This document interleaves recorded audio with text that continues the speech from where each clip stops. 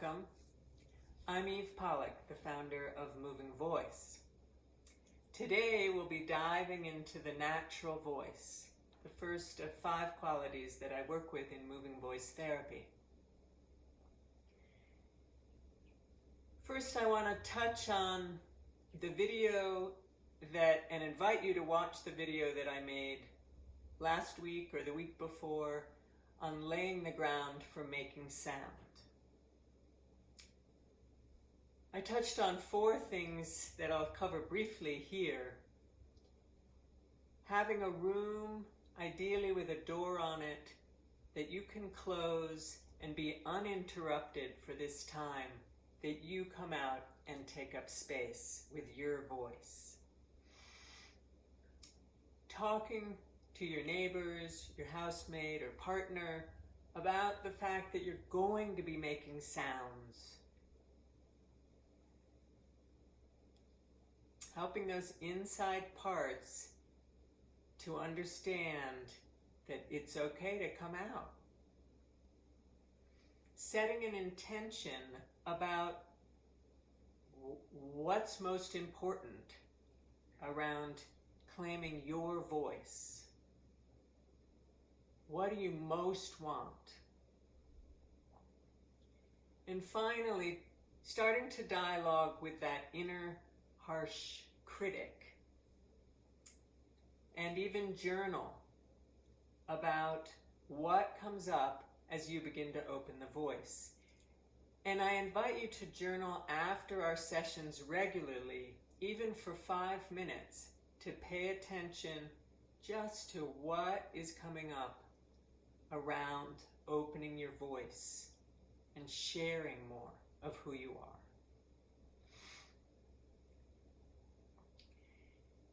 So, let's dive in. I like to stand when I make sound. I love to move. If you're sitting, I invite you to get your feet on the ground, if you can, and just to sit up with your spine vertical and a sense of being able to feel your breath and have some room to move your body.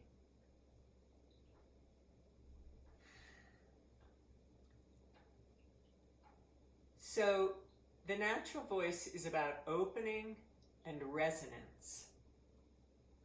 We'll begin with the breath. Let's yawn on the inhale and sigh on the exhale. We'll sigh just with breath to begin with, no sound. Just audible breath sound. I invite you to echo me and even mirror me if you'd like. And you're always welcome to do your own thing, but just going back and forth for this vlog series is a great way to work. So, if I go to yawn, you'll notice my mouth opens pretty much. And I'd like you to pay special attention to opening wide, broad through the cheekbones. And you might even feel your soft palate behind the roof, the hard roof of your mouth, doming. Often we stifle our yawns because we don't want anyone to see us opening our mouth. But I really want you to invite your yawns because they naturally open our voice tube from the inside out. They're the only thing like that. They stretch and open all of these muscles. So let's go back and forth a bit here. Inhaling. Exhaling. Or you can just do it with me.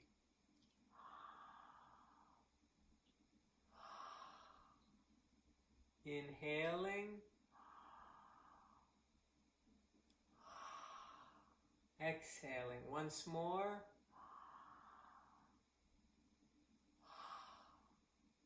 Couple more things. You might notice I'm naturally using my hands and arms.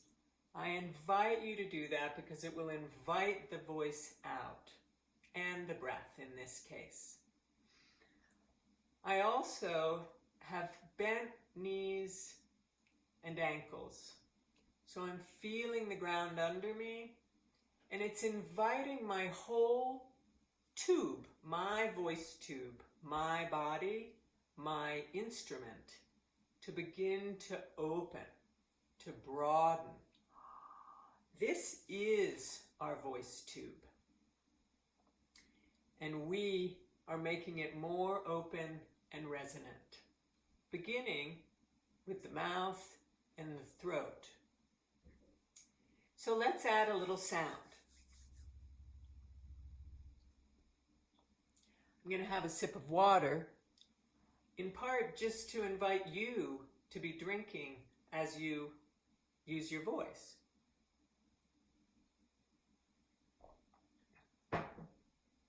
It can be super dry here in Colorado, drying out the whole throat as we open the voice. Okay, so we're going to touch the root of sound.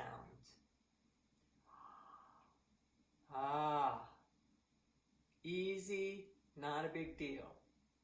I go, you go.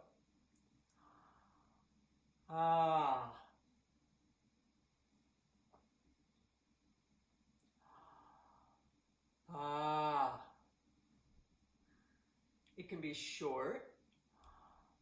Or longer.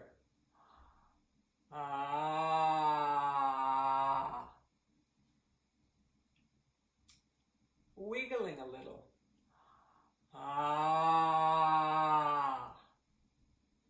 See if it helps the sound to move if you move. Loose ankles, loose knees, loose hips. And the sound starts to just pour out.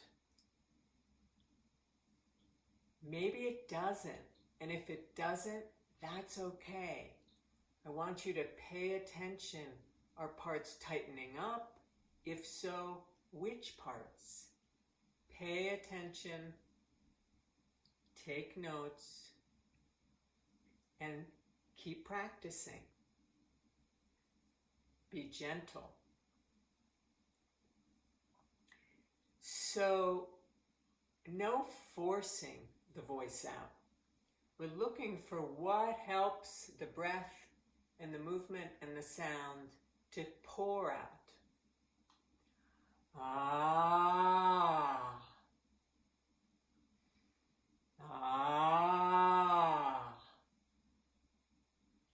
Great. As we look to get a more resonant sound, you might experiment even with getting down on your hands and knees or just bending more fully so that you're looking for how do I get the voice to be more open and more deep. Am I opening my mouth? You might go look in the mirror and see, like, how is it to actually open my mouth pretty wide? Not overstretch it, but just not have it be really small. Often when we go to make sound, it'll be like, and all of this is holding and full of tension. That's where the yawn is so helpful, is to begin to breathe in relaxation before you even make a sound. And then going back to how do I deepen and get that sound to be a belly sound? These are primitive cavewoman, caveman sounds.